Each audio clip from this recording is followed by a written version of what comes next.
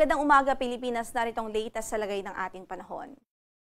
Isa ng ganap na bagyo ang minomonitor nating low pressure area sa kanlurang bahagi ng extreme northern Luzon at nabuo po ito kaninang alas 2 ng madaling araw. Binigyan natin ito ng local name na Tropical Depression Bising. At huling nakita ang kanyang sentro sa layong 200 kilometers kanluran, hilagang kanluran ng Calayan, Cagayan. Taglay nito ang lakas ng hangin umaabot sa 45 kilometers per hour near the center at pagbugso pong umaabot sa 55 kilometers per hour. Kumikilos ito patimog kanluran sa bilis na 20 kilometers per hour. Si Tropical Depression Bising ay direktang nakakaapekto po ngayon sa malaking bahagi ng Northern Luzon, lalong-lalo na nga dito sa northwestern portion ng Ilocos Norte at western portion ng Babuyan Islands kung saan inaasahan natin sa araw na ito ay maulap ang papaurin, maulan ang magiging panahon at may tsansa ng pagbugso-bugsong hangin dahil nga po sa bagyong Bising. Sa mga karatig lugar dito sa natitirang bahagi pa ng Ilocos Norte, sa Apayao, mainland Cagayan maging sa Batanes Province, inaasahan din natin ang maulang panahon dahil sa epekto mismo ni Tropical Depression Bising. Maliban dito sa bagyo ay meron pa po tayong southwest monsoon o habagat na nakakaapekto pa sa natitirang bahagi ng ating bansa. Kung kaya't sa natitirang bahagi ng Luzon, inaasahan pa rin natin ang maulang panahon sa araw na ito, gayon din sa halos buong Visayas, epekto naman po ito ng habagat. Sa latest track po na ipinalabas po natin, ukol nga kay Tropical Depression Bising.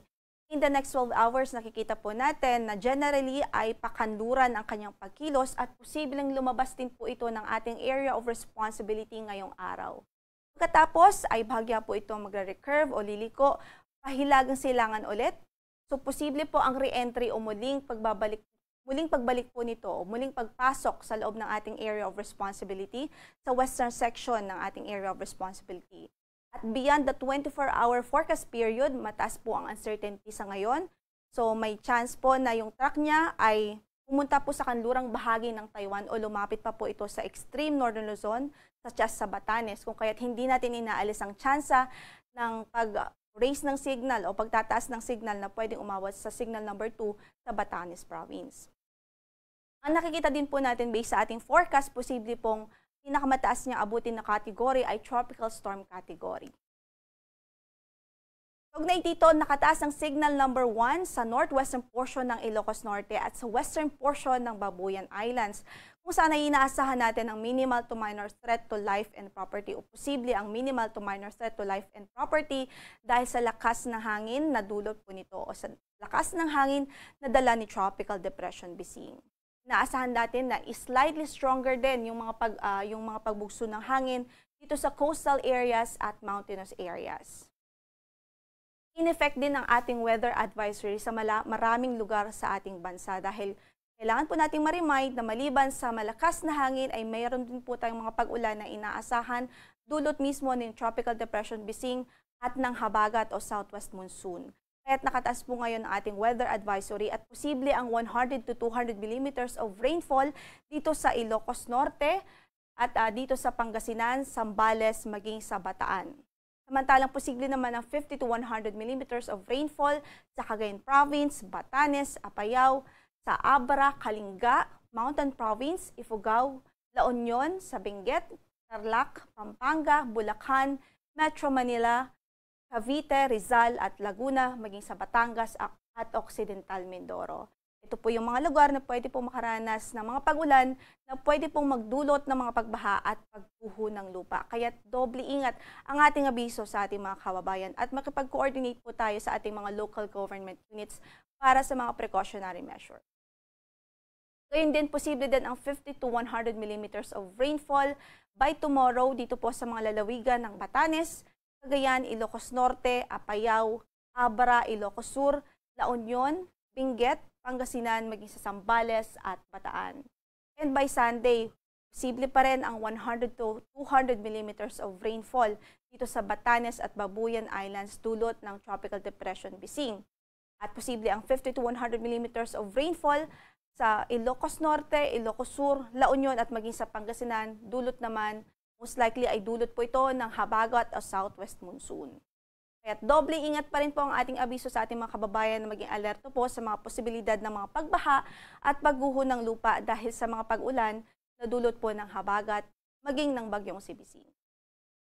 So, i-reiterate lang po natin ang ating forecast, general forecast for today sa buong bansa. Meron po tayong signal dito sa northwestern portion ng Ilocos Norte at western portion ng Babuyan Islands. So, maulan po doon at may pabugso ng hangin dulot ni Tropical Depression Bising. Sa natitirang bahagi pa ng Ilocos Norte, sa Batanes Province, sa natitirang bahagi ng Cagayan Province at Apayao, asahan din natin maulan na panahon na dulot ni Bagyong Bising. Sa natitirang bahagi naman ng Luzon, asahan natin ng maulan na panahon dahil sa habagat. Para sa pagtayo ng ating temperatura dito sa Kamaynilaan, pwede pong umabot from 24 to 29 degrees Celsius, gayon din sa Tuguegarao City at Lawag City. Sa Baguio ay 16 to 22 degrees Celsius ang pwedeng maging agwat ng temperatura, habang sa Legazpi City ay 26 to 30 degrees Celsius. Sa Tagaytay ay 23 to 27 degrees Celsius, habang sa Puerto Princesa po ay 25 to 31 degrees Celsius.